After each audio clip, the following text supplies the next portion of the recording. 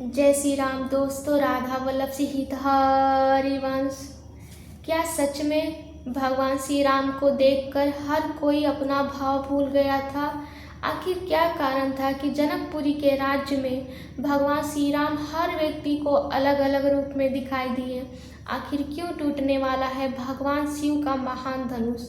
आज हम रामचरितमानस के उस दिव्य प्रसंग को सुनेंगे जिसे सुनने मात्र से ही मन शांत हो जाता है, आंखें नम्र हो जाती है और हृदय आनंद से भर आता है। तो वीडियो के अंत तक जरूर बने रहिएगा, क्योंकि अंतिम चौपाई में बहुत ही आध्यात्मिक रहस्य छुपा हुआ है। तो चलिए वीडियो को शुरू करते हैं। जय श्री राम। मंगल भवना मंगलहारी, उमा सहित जेहि जपत पुरारी। सब मंचन ते मंचु एक सुंदर विशद विशाल, मुनि समेत दो बंधु बैठा रे महिपाल। सब मंचों से एक मंच अधिक सुंदर, उज्जवल और विशाल है। राजा ने मुनि सहित दोनों भाइयों को उस पर बैठाया। प्रभु देखी सब निप्रहि हारे, जनुरा के उदय भय तारे। असी प्रतीत सबके मन माही, राम चाप तौरव सक नाही। प्रभु को देखकर सब राजा हृदय में ऐसे हार गए, निराश एवं उत्साहहीन हो गए, जैसे पूर्ण चंद्रमा के उदय होने पर तारे प्रकाशहीन हो जाते हैं। उनके तेज को देखकर सबके मन में ऐसा विश्वास हो गया कि राम जी ही धनुष को तोड़ेंगे, इसमें संदेह नहीं है। बिनु भजेउ भव धनेषु विशाला, मेलहि सिय राम उर्माला। अस विचारी गौनौ घर भाई, जस प्रताप बलु तेज गवाई। इधर उनके रूप को देखकर सबके मन में यह निश्चित हो गया था कि शिव जी के विशाल धनुष, जो संभव है न टूट सके, बिना तोड़े भी सीता जी को श्री राम जी चंद्र जी के गले में जयमाल ही डालेंगी, अर्थात दोनों तरफ से ही हमारी हार होगी और विजय श्री रामचंद्र जी के हाथ रहेगी। जय राम, जय श्री राम। यूँ सोचकर वे कहने लगे, हे भाई, ऐसा विचार कर यश प्रताप बल और तेज गवाकर अपने अपने घर चलो। यहाँ जो भी स्वयंवर में उपस्थित हुए थे सब पहले ही हार मान चुके थे कि प्रभु के आगे कोई नहीं टिक पाता। बिहसे अपर भूप सुनि बानी, जे अविवेक अंध अभिमानी। तोहरे धनुष ब्याहु अवगाहा, बिनु तोरे को कुंवरी बिहाहा। दूसरे राजा जो अविवेक से अंधे हो रहे थे और अभिमानी थे, ये बात सुनकर बहुत हंसे। उन्होंने कहा कि धनुष तोड़ने पर विवाह होना कठिन है, अर्थात सहज ही में हम जानकी को हाथ से जाने नहीं देंगे, फिर बिना तोड़े तो राजकुमारी को ब्याह ही कौन सकता है। एक बार कालो किन हो, सिय सिहित समर जीत हम सो। ये सुनी अवर महिप मुस्काने, धर्मशील हरि भगत सयाने। काल ही क्यों न हो, एक बार तो सीता के लिए उसे भी हम युद्ध में जीत लेंगे। ये घमंड की बात सुनकर दूसरे राजा, जो धर्मात्मा हरिभक्त और सयानिक थे, मुस्कुराए। मंगल भवना मंगलहारी, उमा सहित जहि जपत पुरानी। सी बिहाव विराम गर्भ, दूरी करी निप्रहन के। जीती कोसक संग्राम, दशरथ के रन बाकुरे। उन्होंने कहा, राजाओं के गर्भ दूर करके जो धनुष किसी से नहीं टूट सकेगा, उसे तोड़कर श्री रामचंद्र जी सीता जी को बिहाएंगे। रही युद्ध की बात, सो महाराज दशरथ के रण में बाकी पुत्रों को युद्ध में तो जीत ही कौन सकता है। व्यर्थ मरहु जनि काल बजाई, मन मोदक नहीं भूख बुताई। सिख हमारी सुनी परम पुनीता, जगदम्बा जाने हूँ जी सीता। गाल बजाकर व्यर्थ ही मत करो, मन के लड्डुओं से भी कहीं भूख बुझती है। हमारी परम पवित्र सीख को सुनकर सीता जी को अपने जी में साक्षात जगत जननी समझो। उन्हें पत्नी रूप में पाने की आशा एवं लालसा छोड़ दो। जगत पिता रघुपति विचारी, भरी लोचन छवि लेहु निहारी। सुंदर सुखद सकल गुण राशि, ए दो बंधु शंभुर बासी। और श्री रामचंद्र जी को जगत का पिता परमेश्वर विचार कर नेत्र भर उनकी छवि देख लो। ऐसा अवसर बार बार नहीं मिलेगा। सुंदर सुख देने वाले और समस्त गुणों की राशि, ये दोनों भाई शिव जी के हृदय में बसने वाले हैं। स्वयं शिव जी भी उन्हें सदा हृदय में छुपाए रहते हैं। वे तुम्हारे नेत्रों के सामने आ गए हैं। सुधा समुद्र समीप बिहाई, मृग जलु निरखी मरहु कत धाई। करहु जाय जा कहु जोई भावा, हम तो आजु जन्म फल पावा। समीप आए हुए भगवान दर्शन रूप अमृत के समुद्र को छोड़कर तुम जगत जननी जानकी को पत्नी रूप में पाने का दुरासा रूप मिथ्या मृग जल को देखकर दौड़कर क्यों मरते हो? फिर भाई, जिसको जो अच्छा लगे वही करो। हमने तो श्री रामचंद्र जी के दर्शन करके आज जन्म लेने का फल पा लिया है, जीवन और मरण को सफल कर लिया है।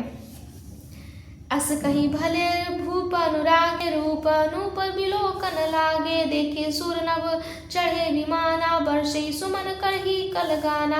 ऐसा कहकर अच्छे राजा प्रेम मग्न होकर श्री रामचंद्र जी का अनुपम रूप देखने लगे। मनुष्यों की तो बात ही क्या है, देवता लोग भी आकाशों से विमान पर चढ़े हुए दर्शन कर रहे हैं। और मंगल भवन मंगलहारी, उमा सहित जहि जपत पुरानी। जानि सुअवसर सिय तब पठि जनक बोलाई। चतुर सखी सुंदर सकल सादर चली लवाई। तब सुअवसर जानकर जनक जी ने सीता जी को बुला भेजा।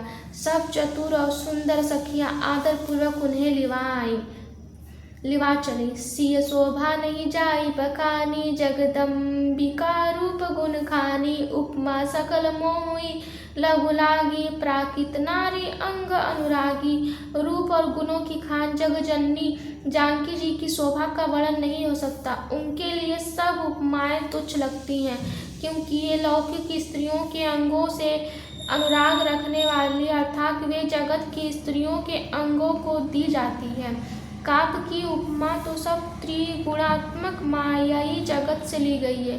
उन्हें भगवान का स्वरूपा शक्ति श्री जानकी जी के अप्राकृत चिन्मय अंगों के लिए प्रयुक्त करना, उनका अपमान करना और अपने को उपहासास्पद बनाना है। सिय बरनियते उपमा देहि को कवि कहाई। अजसु को लेहि सोपट तरयुतीय समसिया। जग असी जुवती कहाँ कमनिया। सीता जी के वर्णन में उन्हीं उपमाओं को देखकर कौन को कवि कहलाए और अप्सरे का भागी बने, अर्थात सीता जी के लिए उन उपमाओं का प्रयोग करना, सुकवि के पद में युक्त होना और अकृति मोल लेना। कोई भी सुकवि ऐसी नादानी और अनुचित कार्य नहीं करेगा। यदि किसी स्त्री के साथ सीता जी की तुलना की जाए तो जगत में ऐसी सुंदर स्त्री है ही कहाँ जिसकी उपमा उन्हें दी जाए। गिरा मुखर तन अरद भवानी, रति अति दुखित अतनुपति जानी। 20 बारुनी बंधु प्रिय जेहि, कहियो रामाश्रम कीमी वैदेही। पृथ्वी की स्त्रियों की तो बात ही क्या है, देवताओं की स्त्रियों को भी यदि देखा जाए तो हमारी अपेक्षा कहीं अधिक दिव्य और सुंदर हैं। तो उनमें सरस्वती को बहुत बोलने वाली पार्वती अर्धांगिनी है, अर्थात अर्धनारीश्वर के रूप में उनका आधा अंग ही स्त्री का है और शेष आधा अंग पुरुष शिव जी का है। कामदेव की स्त्री रतिपति को बिना शरीर का जानकर बहुत दुखी रहती है और जिनके विष और मद जैसे प्रिय भाई हैं, उन लक्ष्मी के समान तो जानकी जी को कहा ही कैसे जाए। यहाँ कभी किसी से तुलना नहीं कर पा रहे, ना एक साधारण स्त्री से, ना माँ पार्वती से, ना लक्ष्मी से, क्योंकि माँ सीता का अनुपम रूप की व्याख्या करना किसी के बस की बात नहीं है। जो छवि सुधा पयो निधि होई, परम रूप में कछुप सोई। शोभा रजु मंदरी सिंगारू, मथे पानिक पंकज निज मारू। जिन लक्ष्मी जी की बात ऊपर कही गई है वे नकली थी, खारे समुद्र से जिसको मथने के लिए भगवान ने अति कर्कश पीठ वाले कच्छप का रूप धारण किया। रस्सी बनाई गई है। महान विषधर वासुकी नाग की मथाने का कार्य किया। अतिशय कठोर मद्राचल पर्वत ने और उसे मथा। सारे देवताओं और देवताओं ने मिलकर जिन लक्ष्मी को अतिशय शोभा की खान और अनुपम सुंदरी कर उनको प्रकट करने में हेतु बने ये अब असुंदर अस्वाभाविक ही कठोर उपकरण, ऐसे उपकरणों से प्रकट हुई लक्ष्मी श्री जानकी जी की समानता को कैसे पा सकती है। हाँ, इसके विपरीत यदि छवि रूप अमृत का समुद्र हो, परम रूप में कच्छप हो, शोभा रूप रस्सी हो, सिंगार पर्वत हो और स्वयं कामदेव अपने ही करम कमल से मथे हो।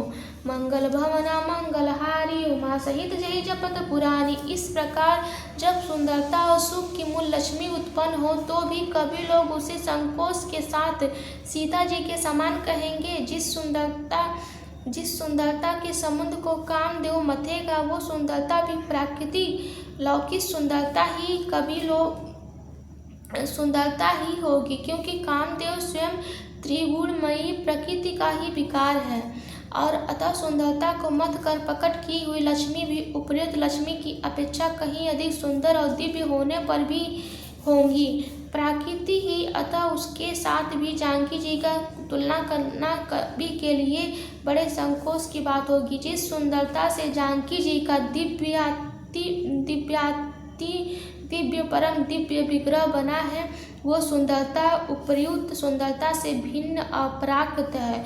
वस्तुतः लक्ष्मी जी का अपराकृत रूप भी यही है और वो कामदेव के मथने में नहीं आ सकती है और जानकी जी का स्वरूप ही है, अतः उनसे भिन्न नहीं है और उपमा दी जाती है भिन्न वस्तु के साथ।